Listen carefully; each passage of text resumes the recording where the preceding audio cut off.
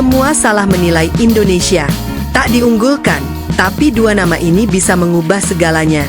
Kalau semua orang sibuk menjagokan Vietnam, kalau Thailand kembali disebut sebagai calon juara, maka mungkin mereka sedang lupa melihat satu tim yang diam-diam sedang menyiapkan kejutan. Indonesia. Dan justru ketika Garuda tidak masuk daftar unggulan, disitulah cerita besarnya dimulai. Kurang dari 1 bulan lagi, ASEAN Hyundai Cup 2026 akan dimulai.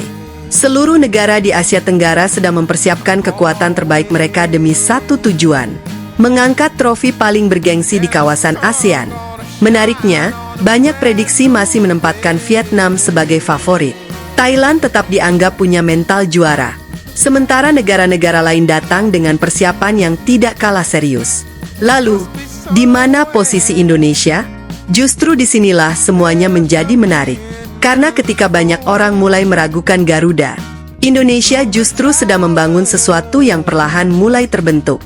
Bukan dengan banyak bicara, tetapi lewat persiapan yang terus berjalan. Dan kalau semuanya berjalan sesuai rencana, bukan tidak mungkin Indonesia akan menjadi kuda hitam paling berbahaya di turnamen nanti. Persiapan tim terus dilakukan. Pemusatan latihan menjadi ajang pembuktian bagi setiap pemain. Tidak ada yang mendapat tempat secara cuma-cuma. Setiap sesi latihan menjadi pertaruhan. Siapa yang paling konsisten? Siapa yang mampu menjalankan strategi pelatih? Dan siapa yang benar-benar siap menghadapi tekanan pertandingan? Karena satu kesalahan kecil bisa membuat mimpi membela merah putih menghilang. Yang membuat persiapan kali ini semakin menarik adalah peluang lebih besar bagi pemain-pemain yang tampil impresif di kompetisi domestik. Situasi jadwal internasional membuat tidak semua pemain yang berkarir di luar negeri selalu bisa bergabung. Artinya, inilah kesempatan emas bagi para pemain Liga Indonesia untuk membuktikan bahwa mereka juga layak menjadi tulang punggung timnas. Dan sejarah sudah berkali-kali membuktikan, turnamen besar sering melahirkan pahlawan yang sebelumnya tidak pernah diperhitungkan. Namun, di tengah persiapan itu, muncul satu pembahasan yang langsung membuat media sosial ramai. Dua nama yang sudah sangat dikenal oleh pecinta sepak bola Indonesia kembali dikaitkan dengan timnas. Keduanya merupakan pemain yang sudah bertahun-tahun menunjukkan kualitasnya di kompetisi Indonesia. Karena itulah, nama mereka kembali menjadi bahan perbincangan publik. Meski demikian, hingga saat ini berbagai kabar tersebut masih sebatas spekulasi dan belum ada keputusan resmi mengenai kemungkinan mereka memperkuat timnas. Tetapi, bayangkan sejenak, kalau suatu hari skenario itu benar-benar terjadi. Ciro dengan kecepatan dan kemampuan melewati lawan. David dengan naluri gol yang sangat tajam di depan gawang. Satu mengirim umpan, satu lagi menyelesaikannya menjadi gol. Kalau benar terjadi, seberapa berbahayakah lini depan Indonesia? Atau semua itu hanya akan menjadi rumor yang tidak pernah terwujud? Sementara publik sibuk membahas isu tersebut, fokus tim pelatih tentu berbeda. Yang dibangun bukan hanya kualitas individu, tetapi chemistry, disiplin, organisasi permainan, transisi menyerang, transisi bertahan, hingga penyelesaian akhir. Karena sepak bola modern tidak dimenangkan hanya oleh nama besar, tetapi oleh tim yang paling kompak. Dan justru disinilah Indonesia memiliki peluang membuat kejutan. Di sisi lain, Vietnam tetap datang sebagai salah satu unggulan. Mereka memiliki regenerasi pemain yang berjalan baik, kerangka tim yang relatif stabil, dan konsistensi yang membuat banyak pengamat kembali menjagokan mereka. Namun menjadi favorit juga berarti membawa tekanan yang jauh lebih besar.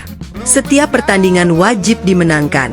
Setiap hasil buruk akan langsung menjadi sorotan. Berbeda dengan Indonesia, Garuda datang tanpa beban sebesar para unggulan.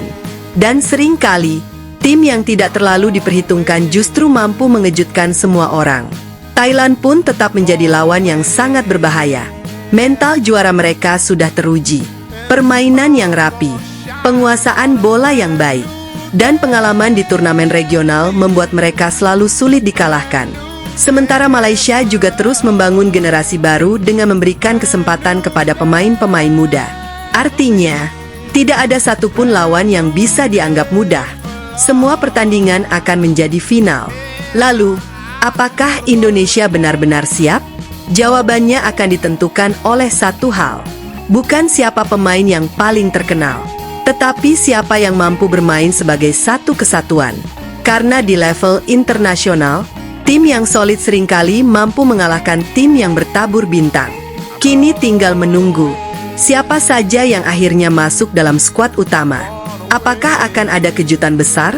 Apakah akan muncul nama-nama yang tidak pernah diprediksi sebelumnya? Dan apakah rumor mengenai Ciro Alves dan David da Silva akan berakhir menjadi kenyataan? Atau hanya tinggal menjadi pembicaraan hangat para supporter? Kita tunggu jawabannya bersama. Menurut kalian, apakah Indonesia benar-benar bisa menjadi kuda hitam ASEAN Hyundai Cup 2026? Dan kalau kalian boleh memilih, siapa pemain yang wajib masuk skuad Garuda? Tulis pendapat kalian di kolom komentar. Jangan lupa like jika kalian percaya Indonesia bisa memberi kejutan, share ke teman pecinta sepak bola, dan tentunya subscribe supaya tidak ketinggalan update terbaru seputar Timnas Indonesia dan sepak bola ASEAN. Karena di channel ini, kita akan terus mengawal setiap perkembangan Garuda sampai peluit akhir berbunyi. Daftar skuad belum keluar, tapi kejutannya mungkin sudah dimulai. Satu persatu hari terus berlalu, dan semakin dekat menuju kick-off ASEAN Hyundai Cup 2026. Satu pertanyaan terus menghantui para supporter.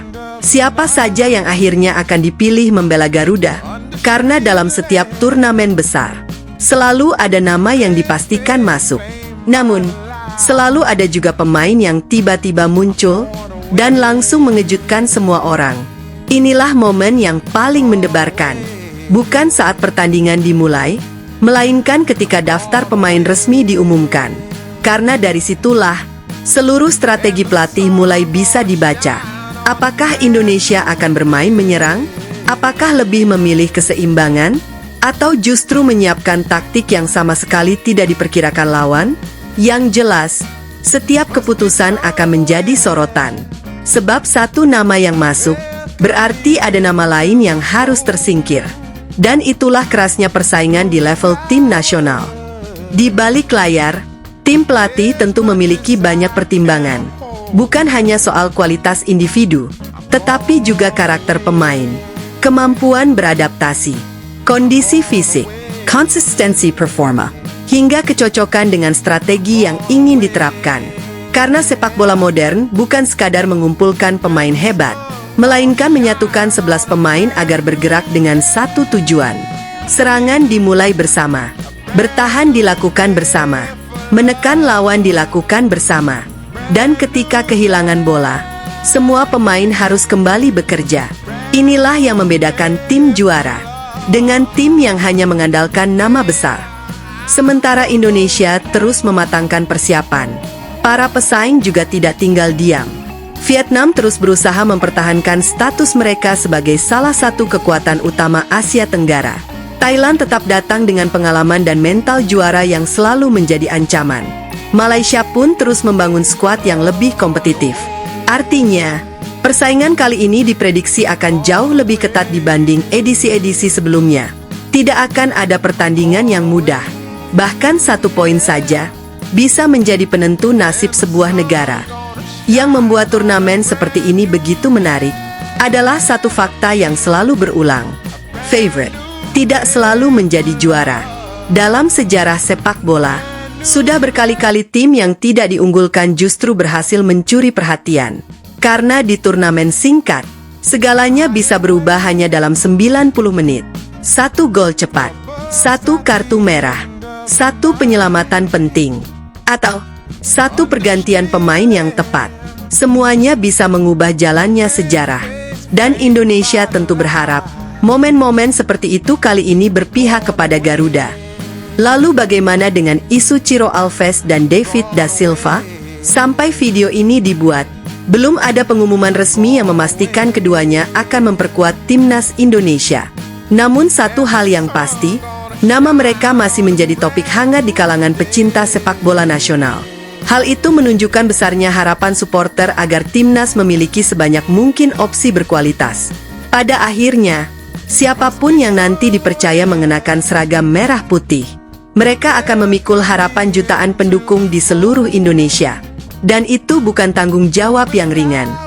Kini, hitung mundur menuju turnamen semakin dekat. Persiapan memasuki tahap akhir. Para pemain berjuang mendapatkan tempat. Tim pelatih menyempurnakan strategi.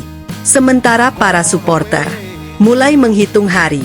Akankah Indonesia benar-benar mampu mengejutkan Asia Tenggara? Akankah Garuda mematahkan semua prediksi? Atau justru akan lahir kejutan lain yang belum pernah dibayangkan sebelumnya? Satu hal yang pasti, saat peluit pertama dibunyikan, semua prediksi akan terlupakan. Yang berbicara hanyalah permainan di atas lapangan. Dan disitulah, drama sesungguhnya akan dimulai. Kalau kalian punya prediksi, tulis di kolom komentar. Menurut kalian, sampai di mana langkah timnas Indonesia di ASEAN Hyundai Cup 2026? Apakah hanya lolos fase grup, masuk final, atau justru akhirnya mengangkat trofi juara? Jangan lupa like video ini, subscribe untuk update terbaru seputar timnas Indonesia, dan aktifkan lonceng notifikasi agar tidak ketinggalan kabar terbaru, analisis pertandingan, serta drama panas sepak bola Asia Tenggara. Sampai I'm going away, yeah. Then the sun gonna shine on the brand